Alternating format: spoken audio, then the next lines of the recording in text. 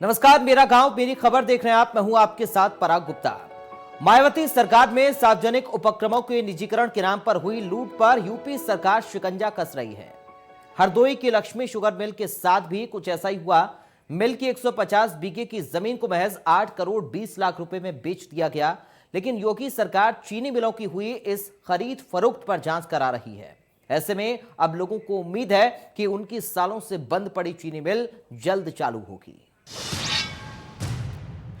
Lakshmi sugar mill के बदलेंगे दिन, फिर जगी मिल खुलने की उम्मीद, जल्द फिर चालू होगी चीनी मिल।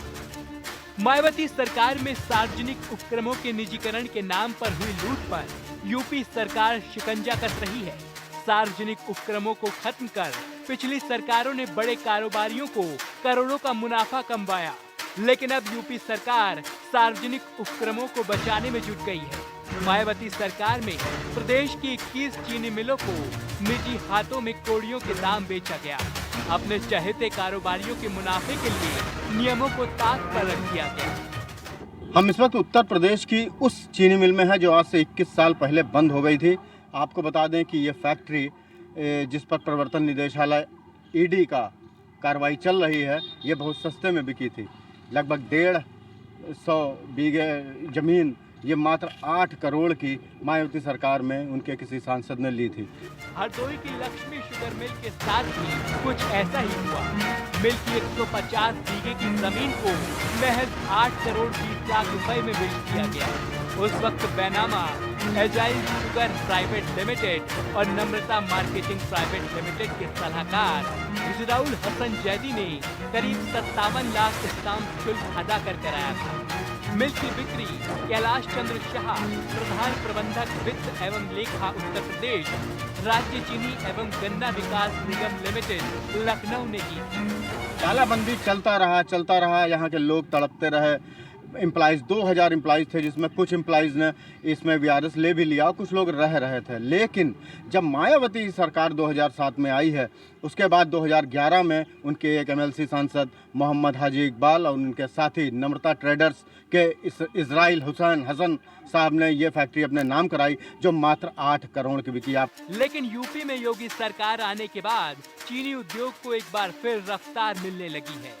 सालों से बंद पड़ी फैक्ट्रियों को दोबारा खोला जा रहा है और पिछली सरकारों में जिन चीनी मिलों को निजी कारोबारियों को बेचा गया, उसकी जांच ईडी कर रही है।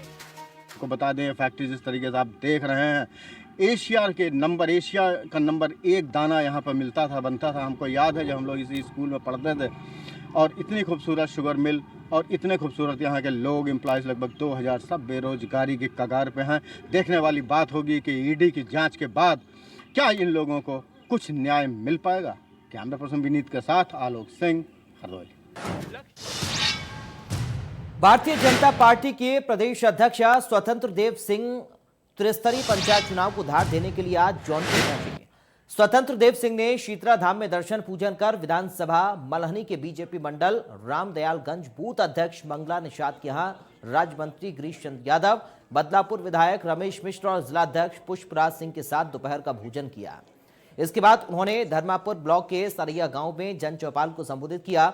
इस दौरान मीडिया से बात करते हुए उन्होंने कहा कि पंचायत चुनाव को लेकर तैयारियां पूरी हो चुकी हैं और प्रदेश सरकार के 4 साल के कामों को जनता के बीच पहुंचाना है।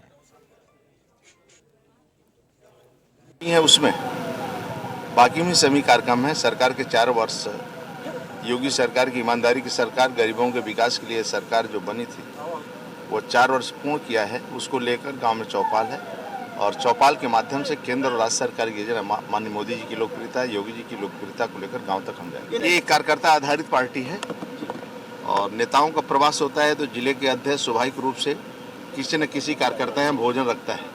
तो आज ये बूथ अध्यक्ष हमारे इस गांव में बूथ अध्यक्ष निषाद के भोजन रखा था। जहां पर अध्यक्ष ने रखा था तो वहां मुझे आने का सौभाग्य। लखनऊ में क्षेत्र पंचायत का कार्यकाल पूरा रहा है, जिसके चलते बड़ी तादाद में लोकार्पण और शिलान्यास किए गए। राजधानी लखनऊ के मोहनलालगंज विकासखंड में भी लगभग 12 शिलान्यास किए गए, जिसको लेकर हमारे सहयोगी ने मोहनलालगंज ब्लॉक प्रमुख विजय लक्ष्मी और विधायक अमरीश सिंह पुष्कर से बातचीत की। क्या कुछ कहना है उनका, आइए सुनते हैं। आज से क्षेत्र पंचायत का कार्यकाल समाप्त हो रहा है। ऐसे में जो जगह जगह विकास कार्य हैं उनको लेकर के शिलान्यास और जो उद्घाटन है वो किए जा रहे हैं। हमारे साथ में बात करने के लिए जो विजय लक्ष्मी जी हैं, जो मोहनलालगंज के ब्लॉक प्रमुख हैं, उनसे बात करते हैं। मैम, किस तरह का आपका ये 5 साल का जो कार्यकाल रहा है? 5 साल जब हम प्रमुख बने थे तो 5 साल में हमें बहुत कुछ सीखने को मिला, बहुत अनुभव हुआ। जब मैं आई थी इस क्षेत्र में तो बिल्कुल नहीं थी, ना मैं किसी को जानती थी ना लोग मुझे जानते थे। आज मेरी एक पहचान बनी है और इसका श्रेय मैं अपने पति विधायक जी को देना चाहती हूँ कि आज मेरी जो पहचान है, आज लोग मुझे मेरे नाम से जानते हैं, तो ये उन्हीं की देन है। मैं उनका बहुत बहुत शुक्रिया और बहुत बहुत धन्यवाद करती हूँ।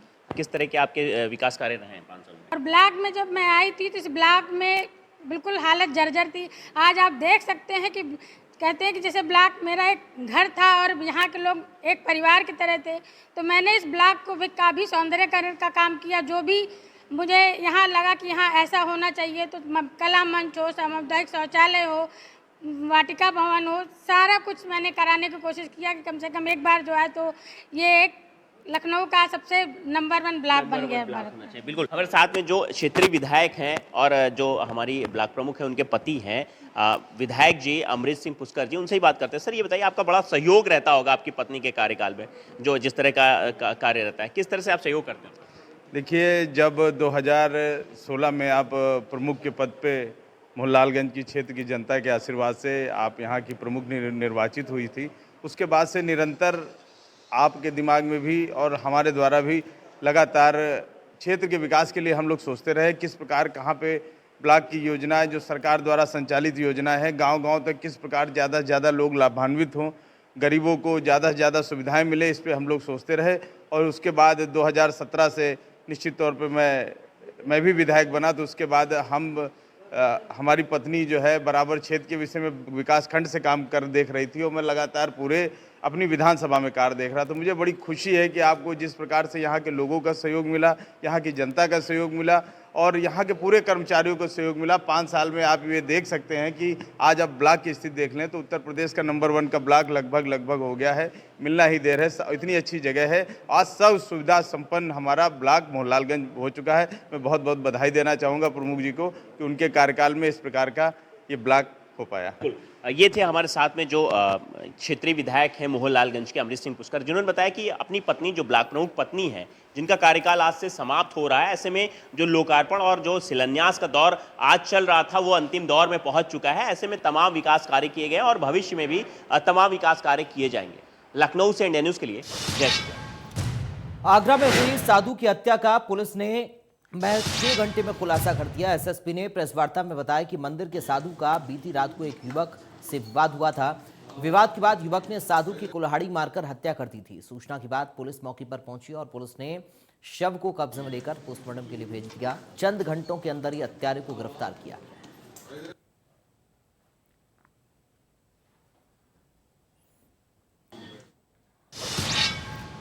कानपुर यूनिवर्सिटी के फाइन आर्ट विभाग में पढ़ने वाले छात्रों ने अपनी कला का प्रयोग कर यूनिवर्सिटी में टूटे पड़े फर्नीचर, कुर्सियां, पाइप, टीन और साइकिल के पार्ट्स का इस्तेमाल कर उनसे लोगों को अपनी तरफ आकर्षित कर लोगों की वाहवाही लूटी है। छात्रों ने स्क्रैप पार्ट का सही तरीके से इस्तेमाल कर उनसे गिटार और जिराफ बनाया। इसको बनाने में छात्रों को कम से कम 1 महीने का वक्त लगा। इस जिराफ को 2 छात्रों ने मिलकर बनाया है। छात्रों की ओर से बनाया गया ये जिराफ और गिटार को यूनिवर्सिटी की सभा में बढ़ाने के लिए उसे फाइन आर्ट विभाग के गेट और गार्डन में लगा दिया गया है। जो भी इस यूनिक कला को देख रहा वो छात्रों की सराहना कर रहा है।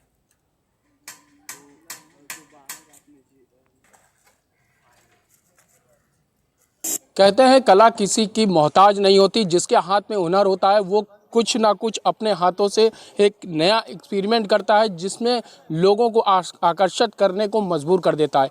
हम खड़े हैं कानपुर के यूनिवर्सिटी में, जहां पर फाइन आर्ट के स्टूडेंट ने कुछ ऐसा कर दिखाया है कि जिसको देख करके हर आदमी ही उनकी तारीफ कर रहा है। क्योंकि अभी तक हम आप वेस्टेज जो सामान घर का होता था, फर्नीचर होता था, चेयर्स होती थी लोहे की, उनको कबाड़ में बेच दिया करते थे। लेकिन फाइन आर्ट के जो स्टूडेंट हैं उन्होंने अपने इस हुनर का इस्तेमाल करते करते हुए यहाँ पर एक ट्री स्थापित करने की कोशिश की है। ये ट्री ये बना करके इसी यूनिवर्सिटी को रिप्रेजेंट कर देंगे। इनका ये मकसद था कि जो वेस्टेज सामान था, लोग अपने फर्नीचर या कोई भी ऐसी वस्तु होती जो उसको बेच दिया करते थे या उनके इस्तेमाल में नहीं होता था, लेकिन यहाँ के जो स्टूडेंट हैं second year, third year, fourth year के, उन्होंने ये सब मिल करके कारनामा किया है और लगातार इनकी तारीफ़ें कानपुर यूनिवर्सिटी के टीचर्स से लेकर बच्चे कर रहे हैं। आपको दिखा दें, ये देखिए जो चेयर्स होती हैं, ये जो वेस्टेज हो जाती है स्क्रैप के काम में आती हैं, इसके पाइप को निकाल करके एक एक पुर्जे को ये अपने इस्तेमाल में ले रहे हैं और लगातार इसको ले करके इसमें ट्री बना रहे हैं, जिसको वट ट्री के नाम से कहा जाता है।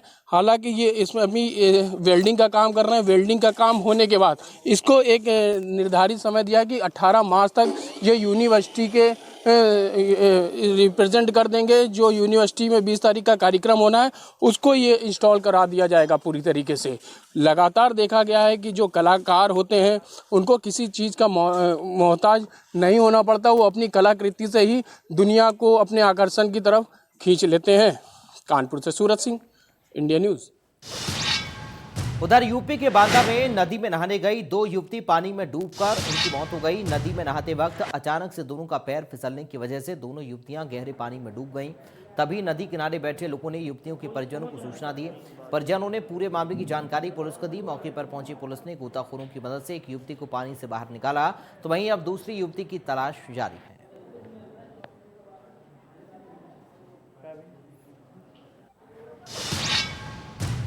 उधर भदोही जनपद में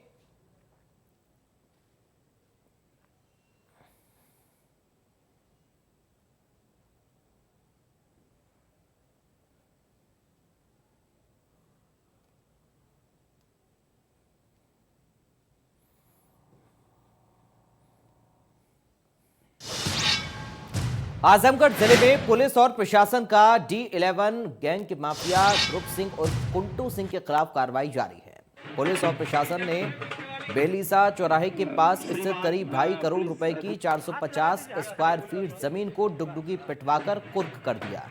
इस दौरान जिले के आला अधिकारी मौके पर मौजूद रहे। अब तक माफिया कुंटू सिंह के खिलाफ पुलिस और प्रशासन ने करीब 14 करोड़ रुपए की संपत्ति को जब्त किया है।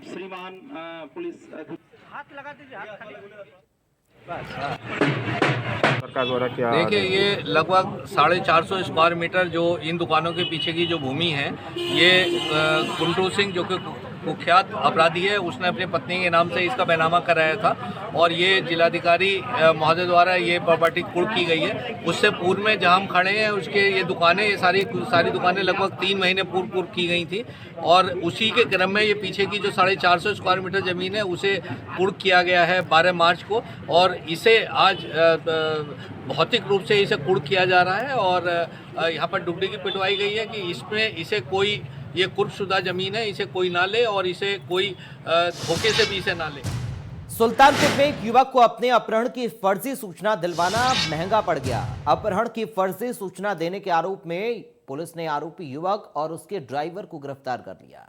बताया जा रहा है कि आगामी चुनाव में युवक जिला पंचायत सदस्य का चुनाव लड़ना चाहता था, लेकिन घर वाले पैसे देने को राजी न हुए तो उसने अपने अपहरण की फर्जी साजिश रच डाली। पूर्व में सदर विधानसभा से 2017 में विधायकी का चुनाव का पर्चा भर चुके हैं जो रिजेक्ट हो गया था टेक्निकल कारणों से। इसके बाद ये जो चुनाव अभी त्रिस्तरीय लड़ रहे थे बीडीसी का, उसमें पैसे की कमी थी। ये अपने घर वालों से पैसा लेना चाहते थे जो चुनाव के नाम पे न देते, इसलिए इन्होंने अपहरण का नाटक किया। आपके चैनल के माध्यम से मैं सुल्तानपुर के सभी निवासियों को एक बार पुनः आगाह करता हूं कि त्रिस्तरीय चुनाव के संबंध में किसी भी प्रकार का षड्यंत्र अगर कोई करता है तो उसके खिलाफ कड़ी से कड़ी कानूनी कार्रवाई की जाएगी।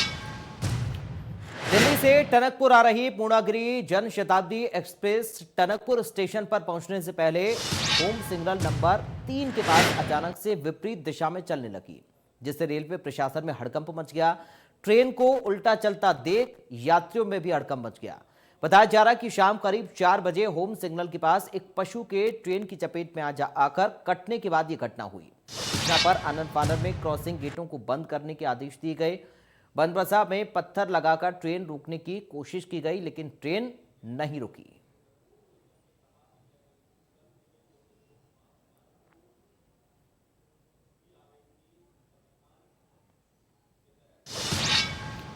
तो फिलहाल मेरा गांव मेरी खबर में इतना ही। बाकी खबरों के लिए आप देखते रहिए इंडिया न्यूज।